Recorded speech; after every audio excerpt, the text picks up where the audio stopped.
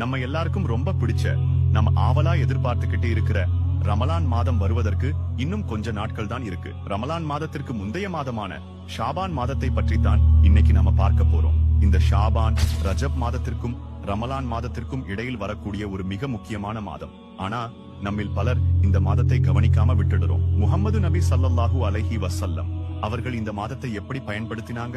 இந்த மாதத்தில் நோன்பு வைப்பதன் சிறப்பு என்ன? விடுபட்ட நோன்புகளை எப்போது வைப்பது? இது எல்லாத்தையும் இந்த வீடியோல தெளிவா பார்க்க போறோம். வாங்க வீடியோக்குள்ள போகலாம். ஷாபான் மாதம் என்பது ரமலான் மாதத்திற்கான ஒரு பயிற்சி காலம் மாதிரி. ரமலானில் நாம செய்யக்கூடிய வணக்க வழிபாடுகள், நோன்பு, குர்ஆன் ஓதுதல் ஆகியவற்றுக்கு நம்ம உடம்பையும் மனசையும் இப்பவே தயார்படுத்திக்க ஒரு வாய்ப்பு தான் இந்த மாதம். இந்த மாதத்தோட மிகப்பெரிய அமல் என்னன்னா அது நோன்பு வைப்பதுதான். ரமலானுக்கு அடுத்தபடியாக முஹம்மது நபி ஸல்லல்லாஹு அலைஹி வஸல்லம் அவர்கள் அதிகமாக நோன்பு வைத்தது இந்த ஷாபான் மாதத்தில்தான். ஏன் இந்த மாதத்துல நோன்பு வைக்கணும்? இக்லாஸ், மன தூய்மை. ரமலான்ல எல்லாரும் நோன்பு வைப்பாங்க, ஆனா ஷாபான்ல நோன்பு வைக்கும் போது அது பெருசா யாருக்கும் தெரியாது. இது நம்ம மன தூய்மையை அதிகப்படுத்தும். அல்லாஹுக்காக மட்டும் செய்யற அமலா இது இருக்கும். அமல்கள் உயர்த்தப்படுதல். உசாமத் இப்னு ஸைத் ரலியல்லாஹு அன்ஹு அவர்கள் அறிவிக்கிறாங்க, முஹம்மது நபி ஸல்லல்லாஹு அலைஹி வஸல்லம் அவர்கள் கிட்ட ஏன் இந்த மாதத்தில் அதிகம் நோன்பு வைக்கிறீங்கன்னு கேட்டப்போ நபி சொன்னாங்க, இது ரஜபுக்கும் ரமலானுக்கும் இடையில் மக்கள் கவனிக்காமல் இருக்கும் மாதம்.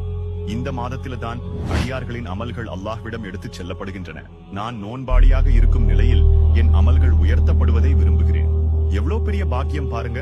நம்ம அமல்கள் அல்லாஹ் கிட்ட போகும்போது நாம நோன்பாளியா இருக்கிறது எவ்வளவு சிறப்பு. சரி, ஷாபான்ல எப்படி நோன்பு வைக்கலாம்? ரமலான் மாதிரி மாதம் முழுக்க வைக்கணுமா? கூடாது. இறை தூதர் அவர்கள் ரமலானை தவிர வேறு எந்த மாதத்திலும் முழுமையாக நோன்பு வைத்ததில்லை. அதனால ஷாபான் மாதம் முழுதும் நோன்பு வைக்க கூடாது. எப்படியெல்லாம் நோன்பு வைக்கலாம்? திங்கள் மற்றும் வியாழன் கிழமைகளில் வைக்கலாம். மாதத்தின் நடுநாட்கள் பிறை 13, 14, 15 வைக்கலாம். அல்லது ஒரு நாள் விட்டு ஒரு நாள் நோன்பு வைக்கலாம். முக்கிய குறிப்பு, ஷாபான் மாதத்தின் கடைசி 2 நாட்கள் ரமலான் துவங்குவதற்கு முந்தைய நாட்கள் நோன்பு வைக்க கூடாது. ஏனென்றால் ரமலான் நோன்பையும் ஷாபான் நோன்பையும் தொடர்ந்து இணைக்க கூடாது என்று இறை தூதர் அவர்கள் தடுத்துள்ளார்கள். ஆனால் வழக்கமாக திங்கள் வியாழன் நோன்பு வைப்பவர்களுக்கு அந்த நாள் கடைசி நாட்களாக அமைந்தால் அவர்கள் வைக்கலாம். இது மிக முக்கியமான பகுதி. போன ரமலான்ல உடல்நிலை சரியில்லாததுனாலயோ அல்லது பெண்களுக்கு ஏற்படக்கூடிய இயற்கையான காரணங்களாலேயோ நோன்பை விட்டிருந்தீங்கன்னா அதை கலா செய்ய இதுதான் சரியான நேரம். அன்னை ஆயிஷா ரலியல்லாஹு அன்ஹா அவர்கள் சொல்றாங்க, எனக்கு ரமலானில் விடுபட்ட நோன்புகள் இருக்கும். அதை ஷாபான் மாதத்தில் தவிர என்னால் நிறைவேற்ற முடியாது. அதனால நோன்பு பாக்கி உள்ளவங்க ரமலான் வருவதற்கு முன்னாடி இந்த மாதத்துல மறக்காம வச்சு முடிச்சிருங்க. கர்ப்பிணி பெண்கள், பாலூட்டும் தாய்மார்கள், நோயாளிகள் இவர்களுக்கு மட்டும் தக்க காரணம் இருந்தால் மேலும் தாமதப்படுத்த மார்க்கம் அனுமதி அளித்துள்ளது. ஷாபான் 15ஆம் இரவுக்கு பிறகு நோன்பு வைக்க கூடாதுன்னு ஒரு ஹதீஸ் இருக்கு. ஆனா அறிஞர்கள் பலர் இது பலவீனமான ஹதீஸ்னு சொல்றாங்க. ஷஃபானின் கடைசி 2 நாட்களை தவிர்த்து மற்ற நாட்களில் தாராளமாக நோன்பு வைக்கலாம். நோன்பை தவிர வேறு என்ன செய்யலாம்? ஐவேளை தொழுகையை பேணுதல், சுன்னத் மற்றும் நபிலான தொழுகைகள், குர்ஆன் ஓதுதல், தர்மம் செய்தல்.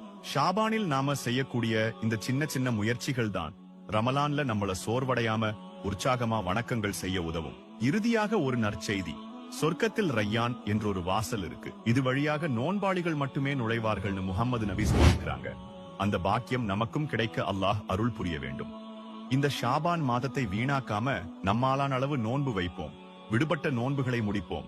ரமலானை வரவேற்க தயாராவோம். அல்லாஹ் நம் அனைவரின் அமல்களையும் ஏற்றுக்கொள்வானாக. இந்த வீடியோ பயனுள்ளதா இருந்தா உங்க நண்பர்களுக்கும் குடும்பத்தாருக்கும் ஷேர் பண்ணுங்க. மறக்காம நம்ம சேனலை சப்ஸ்கிரைப் பண்ணுங்க.